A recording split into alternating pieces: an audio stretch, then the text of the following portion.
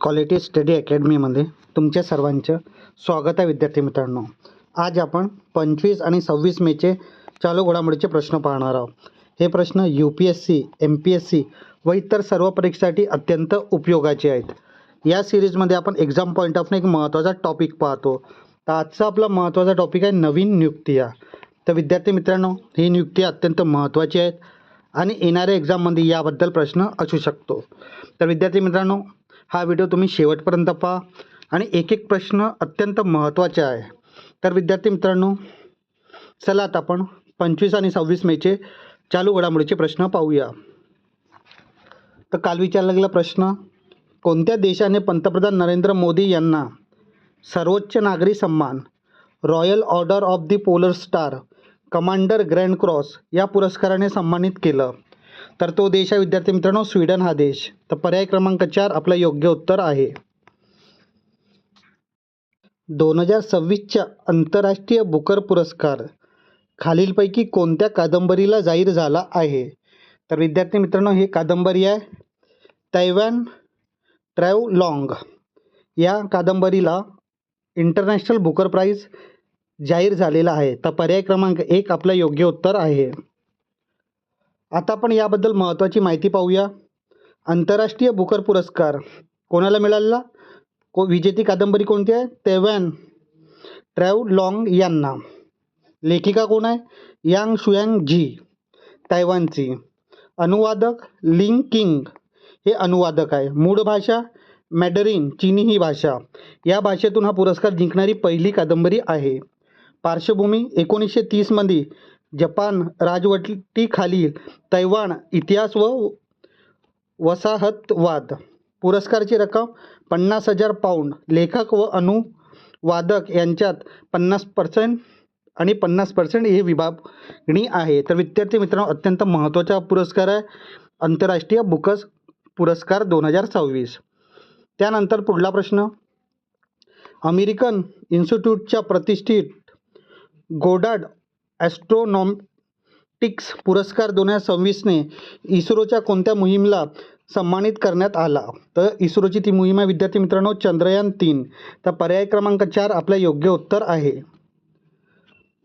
गॉडेट ॲस्ट्रोनॉटिक्स पुरस्कार 2026 सन्मानित मोहीम चंद्रयान 3. इस्रोची ही मोहीम आहे. प्रदान करणारी संस्था American institute of aeronautics and aeronautics या AIAA द्वारा. पुरस्कार स्वीकारणारे विनय मोहन कांत्रा, अमेरिकातले भारताचे राजदूत. कारण चंद्राच्या दक्षिण ध्रुव म्हणजे साऊथ पोलवर ऐतिहासिक सॉफ्ट लँडिंग केल्याबद्दल हा पुरस्कार ह्या मोहिमेला जाहीर झालेला आहे. त्यानंतर पुढला प्रश्न, कोणतं राज्य अत्याधुनिक भारत फोरकास्ट सिस्टम वापरणारा देशातलं पहिलं राज्य ठरलं आहे? तर तो आपला महाराष्ट्र राज्य आहे विद्यार्थी मित्रांनो. तर पर्याय क्रमांक 4 आपलं योग्य उत्तर आहे. आता आपण याबद्दल माहिती पाहूया. भारत फोरकास्ट सिस्टम मानकरी राज्य कोणतं आहे? महाराष्ट्र. देशातलं पहिलं राज्य आहे विद्यार्थी मित्रांनो. भागीदारी महाराष्ट्र आपत्ती व्यवस्थापन प्राधिकरण आणि IITM पुणेद्वारे. वैशिष्ट्य 6 किलोमीटर क्षेत्रात अचूक हवामान अंदाज ग्रामपंचायत स्तरापर्यंत. अपडेटची वेळ दर 3 तासांनी ही माहिती अपडेट होणार आहे. फायदा पूर, उष्णतेची लाट आणि भूस्खलन यासारख्या आपत्तीच्या पूर्व सूचना मिळणं सोपी होणार आहे याद्वारा.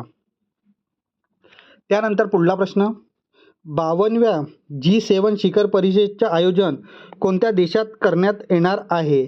तर विद्यार्थी मित्रांनो, हे फ्रान्स येथे करण्यात येणार आहे. तर पर्याय क्रमांक 3 आपलं योग्य उत्तर आहे. 52वी G7 शिखर परिषद 2026, यजमान देश फ्रान्स. नियोजनचे ठिकाण काय आहे? एव्हिलिया ले बे इथे. कालावधी 15 ते 17 जून 2026. अध्यक्षपद इमॅन्युएल मॅक्रोन, फ्रान्सचे राष्ट्रीय अध्यक्ष. विशेष उपस्थिती भारताचे पंतप्रधान नरेंद्र मोदी यांना या परिषदेसाठी विशेष आमंत्रण करण्यात आलेलं आहे. त्यानंतर पुढला प्रश्न, संयुक्त राष्ट्राच्या अन्न आणि कृषी संघटनेच्या ॲग्रिकोला मेडलने कोणाला सन्मानित करण्यात आले? तर विद्यार्थी मित्रांनो, हा सन्मान भारताचे पंतप्रधान नरेंद्र मोदी यांना मिळालेला आहे. तर पर्याय क्रमांक 2 आपलं योग्य उत्तर आहे. ॲग्री कोला मेडल 2026 मानकरी कोण आहेत? पंतप्रधान नरेंद्र मोदी, दुसरे भारतीय पंतप्रधान. संस्था अन्न आणि कृषी संघटना FAO हे याचा रोम इटली इथे मुख्यालय आहे. हस्ते डॉक्टर क्यू डोंग्यू यांच्या हस्ते, जे फूड अँड ॲग्रिकल्चरचे ऑर्गनायझेशनचे महासंचालक आहेत. कारण अन्न सुरक्षा, शाश्वत शेती आणि ग्रामीण विकासातील उल्लेखनीय नेतृत्व करण्याकरिता हा पुरस्कार पंतप्रधान नरेंद्र मोदी यांना देण्यात आलेला आहे. समर्पण भारतीयतील शेतकरी, अन्नदाता आणि कृषी शास्त्रज्ञाला सन्मान म्हणून यांनी समर्पित केलेला आहे. त्यानंतर पुढला प्रश्न, मे 2026 भारताचे सॉलिसिटर जनरल तुषार मेहता यांच्या कोणत्या 2 नवीन पुस्तकाचे प्रकाशन नवी दिल्ली येथे करण्यात आलेलं आहे? तर विद्यार्थी मित्रांनो, ते 2 पुस्तकं आहेत. The Bench, the Bar and the Bizarre ही पहिली पुस्तक आहे आणि दुसरी पुस्तक the Lawful and the Awful हे पुस्तक दुसरी आहे. तर विद्यार्थी मित्रांनो, हे 2 पुस्तक भारताचे सॉलिसिटर जनरल तुषार मेहता यांनी हे पुस्तक यांची प्रकाशित झालेली आहे. तर पर्याय क्रमांक 2 आपलं योग्य उत्तर असेल. आता आपण याबद्दल माहिती पाहूया. सॉलिसिटर जनरल तुषार मेहता यांची नवीन पुस्तके, पहिली पुस्तक the Bench, the Bar and the Bizarre ही पहिली पुस्तक आहे. दुसरी पुस्तक the Lawful and the Awful हे सेकंड पुस्तक आहे. प्रकाशन ठिकाण भारत मंडपम नवी दिल्ली इथे. प्रमुख उपस्थिती केंद्रीय गृहमंत्री अमित शाह आणि भारताचे सरन्यायाधीश न्यायमूर्ती सूर्यकांत यांच्या हस्ते या पुस्तकाचे प्रकाशन करण्यात आलं. विषय, ही पुस्तके कायदेविषयी गंभीर अभ्यासावर नसून जगभरातील न्यायालयामध्ये गमतीशीर किस्से, अजब घटना आणि कोर्टरूममध्ये विनोदी प्रसंगावर आधारित आहे. तर विद्यार्थी मित्रांनो, हे अत्यंत महत्त्वाचे पुस्तक आहे, कारण की हे पुस्तक भारताचे सॉलिसिटर जनरल तुषार मेहता यांची आहे. तर हे 2 पुस्तकाचे नाव तुम्ही लक्षात ठेवा विद्यार्थी मित्रांनो. त्यानंतर पुढला प्रश्न, भारताद्वारे प्रगत 2026 ह्या बहुपक्षीय लष्करी सरावांचे आयोजन कोणत्या राज्यात करण्यात येत आहे? तर विद्यार्थी मित्रांनो, हे ईशान्येचे राज्य मेघालय येथे करण्यात येणार आहे. तर पर्याय क्रमांक 3 आपलं योग्य उत्तर आहे. लष्करी सराव प्रगती 2026, आयोजक राज्य मेघालय, उमरोई मिलिटरी स्टेशन इथे. सहभाग देश भारत आणि 12 मित्र देश, एशियन आणि शेजारी देश. पूर्ण स्वरूप partnership of regional armies for growth and transformation in the ocean of region ही पूर्ण स्वरूप आहे. याचा उद्देश अर्धपर्वतीय आणि जंगल भूप्रदेशात दहशतवादी विरोधी कारवायांचा संयुक्त हा सराव असणार आहे. त्यानंतर पुढला प्रश्न, कोणते राज्य हे पहिले विशेष ज्येष्ठ नागरिक विभाग स्थापन करणारं देशातलं पहिलं राज्य ठरलेलं आहे? तर तो राज्य विद्यार्थी मित्रांनो केरळ हा राज्य. तर पर्याय क्रमांक 4 आपलं योग्य उत्तर आहे.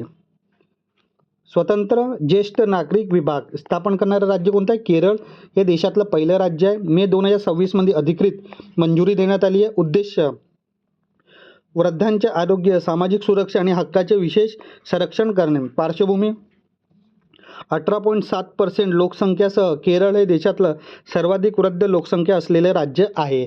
इतर विक्रम, देशातले पहिलं ज्येष्ठ नागरिक बजेट मांडणारंही राज्यही हे केरळ आहे. ती अत्यंत महत्त्वाची बाब आहे विद्यार्थी मित्रांनो, कारण की असं करणारा केरळ हे भारताचं पहिलंच राज्य ठरलेलं आहे.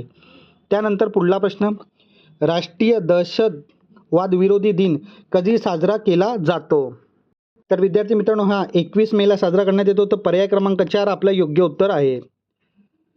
राष्ट्रीय दहशतवाद विरोधी दिन 21 मे दरवर्षी. पार्श्वभूमी माजी पंतप्रधान राजीव गांधी यांच्या पुण्यतिथीनिमित्त.